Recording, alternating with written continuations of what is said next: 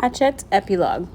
The pilot who landed so suddenly in the lake was a fur buyer mapping crate trapping camps for future buying runs. Drawn by Brian when he unwittingly turned on the emergency transmitter and left it going. The Cree moved into the camps for fall and winter to trap, and the buyers fly from camp to camp on a regular route. When the pilot rescued Brian, he had been alone on the L-shaped lake for 54 days. During that time, he had lost 17% of his body weight. He later gained back 6%, but had virtually no body fat. His body had consumed all extra weight, and he remained lean and wiry for several years. Many of the changes would prove to be permanent. Brian had gained immensely in his ability to observe what was happening and react to it. That would last him all his life. He had become more thoughtful as well, and from that time on, he would think slowly about something before speaking. Food, all food, even food he did not like, never lost its wonder for him. For years after his rescue, he would find himself stopping in grocery stores to just stare at the aisles of food, marveling at the quantity and the variety. There were so many questions in his mind about what he had seen and known, and he worked at research when he got back, identifying the game and berries.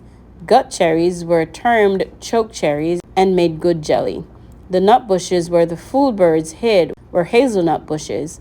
The two kinds of rabbits were snowshoes and cottontails. The fool birds were ruffed grouse, also called fool hens by trappers for their stupidity. The small food fish were bluegills, sunfish, and perch. The turtle eggs were laid by a snapping turtle, as he had thought. The wolves were timber wolves, which were not known to attack or bother people. The moose was a moose. There were also the dreams. He had many dreams about the lake after he was rescued.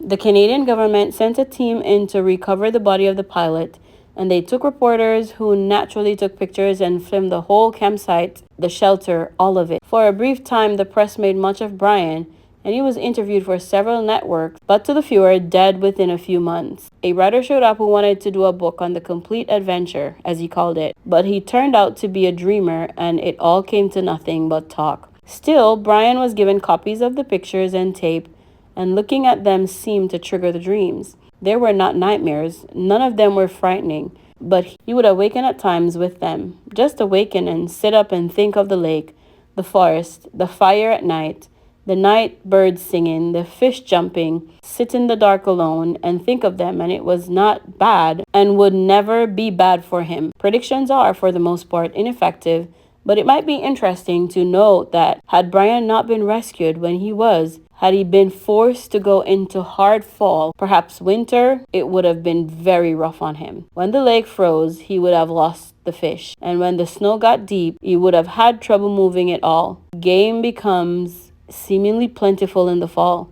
It's easier to see the leaves off the brush, but in the winter, it gets scarce, and sometimes simply non-existent as predators. Fox, lynx, wolves, owls, weasels, fisher, marten, northern coyote sweep through areas and wipe things out. It is amazing what a single owl can do to a local population of ruffed grouse and rabbits in just a few months. After the initial surprise and happiness from his parents as his being alive, for a week it looked as if they might actually get back together.